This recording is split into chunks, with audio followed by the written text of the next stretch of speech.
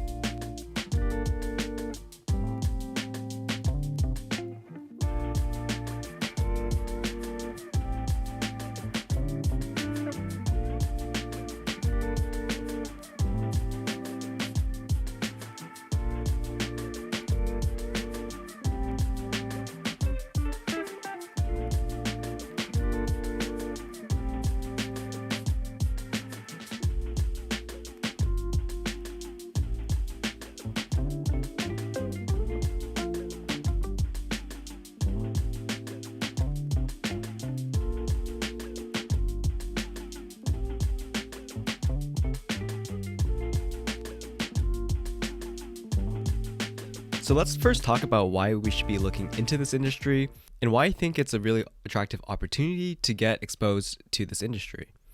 Now, late last year, the House passed a bill to decriminalize marijuana, setting up steps to wipe out convictions. Now, the bill passed was to decriminalize marijuana at the federal level. Now, this marks the first time the House has voted to remove cannabis from the Federal Controlled Substances Act. And this legislation also provides provisions to boost entrepreneurship in the legal marijuana businesses. So it's a direct boost to proven players already in this industry. Now, more states nationwide are starting to legalize it for recreation or medical use. 15 states have now legalized the substance. 4, Arizona, Montana, New Jersey, and South Dakota did so during the 2020 election alone. 36 states have already authorized marijuana for medical use. We can clearly see that this trend is towards legalization. And with over half of the states already allowing it for medical use, I can definitely see this becoming fully legal in all 50 states for medical use in the near future. Now, looking at the growth of the US legal cannabis industry, it's clear that they're seeing very strong growth at 18% compound annual growth rate from 2019 to 2025. Last year, they did about $19 billion, and this year, they're projecting it to be around $24 billion. Now, last year, despite socioeconomic disruptions amid the COVID-19 pandemic, the total legal cannabis market saw rapid growth from 13 to 19 billion. So seeing an industry that's still in its early innings and that's projected to grow rapidly over the next decade, I clearly see this as a great opportunity to get some exposure to this fast-growing industry. Now, I originally learned about Jushi after looking into this industry as a whole. And Jushi stood out to me because it had the highest annual revenue growth among this whole entire crowd. Now, Jushi is a US cannabis company with high-end retail locations, premium brands, and state-of-the-art facilities. They're a vertically integrated, multi-state cannabis company led by an industry-leading management team. Now, Jushi currently has 16 open stores and has 16 stores to be opened soon. They currently have 3 cultivation plants, as well as 4 extraction and processing facilities. Now, they're seeing very strong sequential revenue growth. In the second quarter of 2020, they're doing only about 15 million. However, in the next quarter, they saw about 25 million. Now, in Q2 of 2020, they're only doing about $15 million in revenue. However, in the next quarter, they did about $25 million in revenue. The quarter after that, they're forecasting that number to be around 32 to 33 million, and the quarter after that to go as high as 40 million. So this company is growing very rapidly. They also have a very solid balance sheet, as they've been able to raise a lot of capital and currently have a lot of cash and marketable securities. Now, Jushi is a multi-state operation, and they have a national footprint. We can see that they have some business in California and Nevada. However, they're primarily located on the East Coast, with 4 dispensaries in Illinois, 10 in Pennsylvania, and 1 in Virginia. Now, the great thing that I like seeing is that they have 8 new dispensaries opening in 2021 in Pennsylvania and 5 opening in Virginia. With that, let's dive into some of their numbers. Now, Beyond Hello is one of their flagship brands, and they've been able to drive online revenue growth through the best-in-class customer experience. Now, looking around April and May, all the way to December 2020, they've seen amazing growth on their online business side. Online sales were up 180%, with conversion rates over 100%, website traffic above 200%, and new daily customers to be around 615. Now, right now, Jushi is seeing very strong sequential revenue growth, and their forecasts for revenue and adjusted EBITDA look really good. Now, for Q4 of 2020, they're forecasting around 32 to 33 million in revenue, with adjusted EBITDA to be positive 2.5 to 3 million. Looking for the whole year of 2021, the revenue is projected around 200 to 250 million, with adjusted EBITDA around 40 to 50 million. So we can clearly see that they're projecting very strong revenue growth as well as already positive earnings, which for a company in the space that's also still in its early innings is really good to see. So now I wanted to dive into their third quarter 2020 financial results. The third quarter revenue increased 67% quarter over quarter to 25 million. Their gross profit increased 64% sequentially quarter over quarter to 12.3 million. And they also increased their fourth quarter 2020 outlook. Now, they saw a net loss of 30 million. However, adjusted, their EBITDA was 1.9 million. Now, some of the recent developments that stood out to me was that in November 2020, they announced their plans to nearly double the square footage of its Pennsylvania grower processor facility in Scranton, Pennsylvania, to more than 160,000 square feet in a phased expansion, which will nearly triple its canopy space to approximately 98,000 square feet. Now, the first phase is expected to come online mid-2021, with the final phase to be completed in Q2 of 2022. Now, the CEO of Jushi said, Jushi delivered another outstanding quarter, generating revenues at the high end of our previously provided guidance range and achieving adjusted EBITDA profitability for the first time in the company's history. It's clear to see that Jushi's plans for growth and profitability have been paying off. I believe Jushi can clearly be a profit beast. Now, looking at their financial results for the third quarter, they saw about 25 million in revenue, 12 million of that being gross profit. So you're probably asking, okay, so why is the net loss so high? Well, the 21 million increase in net loss in the third quarter was driven primarily by the increase in the derivative warrant liability prompted by the rise of the company's share price, partially offset by a net gain on a business combination, higher revenue, and gross profit. So because the stock price rose and they offered the warrants to shareholders, they just had to be able to pay up to the shareholders for holding their stock. Now, taking a look at their balance sheet, the company had around 36 million in cash, as well as 7 million in short-term investments, meaning that their total current assets were 63 million and current liabilities of 61 million. This means that their net working capital at the end of this quarter was 21 million. They also received approximately 29 million equity financing round.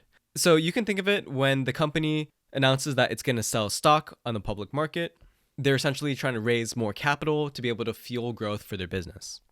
So this brings their total up to 73 million, which means that they're fully funded for the build out of their current portfolio, and they have excess liquidity to pursue opportunistic acquisitions. And what this really means is that they have a lot of cash on hand to be able to go out and acquire new companies and to further invest in their business and their growth plans. And lastly, we talked about them increasing their fourth quarter 2020 revenue guidance, which was originally 25 to 30 million to now 28 to 30 million. And they expect their adjusted EBITDA to be between 2.5 and 3 million. They're also maintaining their 2021 full year revenue guidance, which is great to see that they're navigating really well in this pandemic environment. I also wanted to talk about the company culture and management. And I think it's really important to look at this when evaluating a company that's still in its early stages. And with Jushi still being under $1 billion in market cap, there's a lot of risk. So I want to look into this a little bit further. Now, this article came out just on February 9th, 2021, so not even a few weeks ago. And it says, number 5 best cannabis companies to work for. Jushi serves its employees with purpose. Quote, Jushi guided its employees through the height of COVID-19 with daily calls across all operations, which helped the team building and playing an integral role in the company's 2020 growth. Now in June 2019, they opened their first Beyond Hello branded retail location and ended that year with approximately 200 employees, 6 medical dispensaries, and 1 cultivation facility. Since then, the company has expanded to 16 retail locations and 3 cultivation facilities, with plans to open 10 to 12 additional retail locations and 1 processing facility by the end of 2021.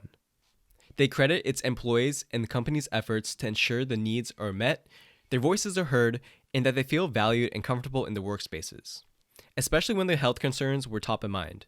For staff, for how the company managed to grow exponentially during a pandemic. So it's really great to see that they have a great culture and that they really value and care about their employees. They're really taking care of people from the customers all the way to their employees. And with any good business, that's what you like to see.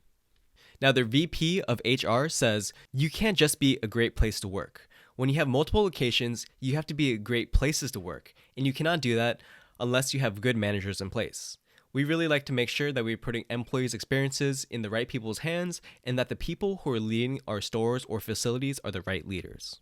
Now, when you look at Jushi on Glassdoor, they only have about 14 reviews, so it's very small sample size. However, just looking at the numbers, they're rated exceptionally, with 4.7 out of 5 stars. 89% recommend to a friend, and 87% approve of the CEO. Now, their CEO is James Kyopo, and I really like his background. He's the co-founder, chairman, and CEO of Jushi. And it's always good to me to see a founder-led company. Now, he graduated from Harvard Business School, and he's been an experienced CEO of several companies that have grown from fast startups to large businesses. Now, before founding Jushi, he was a managing partner at One East Partners, and before that, he was a president of Sando Asset Management for about 6 years. So he really knows what he's doing within this finance vertical and has a leadership experience to be able to bring a company to scale. So with all that, let's talk about where Jushi is trading right now. So Jushi is currently trading at $8 a share. And we can see that it's had an amazing run up from about $2 in August of 2020 to about $8 as of February 16th, 2021. Now, Jushi is still a very small company as it has a market cap of $900 million, so it's under $1 billion. We can see it's trading at a price of sales of 14 with a price to book at 15. Now, Simply Wall Street claims that their current share price of $8 is 58% undervalued from their fair value around $20. Now, I wouldn't say that's completely correct. However, if we're looking on a long-term basis, 3 to 5 years out, I definitely do think that might be the case. Now, taking a look at their earnings and revenue growth forecasts. Now, we're still in the early stages of Jushi's growth story, as at the beginning of 2021, the revenue is about $80 million, with earnings to be negative $58. However, next year, they're actually projecting positive earnings, with a significant growth in the revenue of $220 million. Projecting it out to 2024, they can see this number to be $423 in revenue and $74 million in earnings.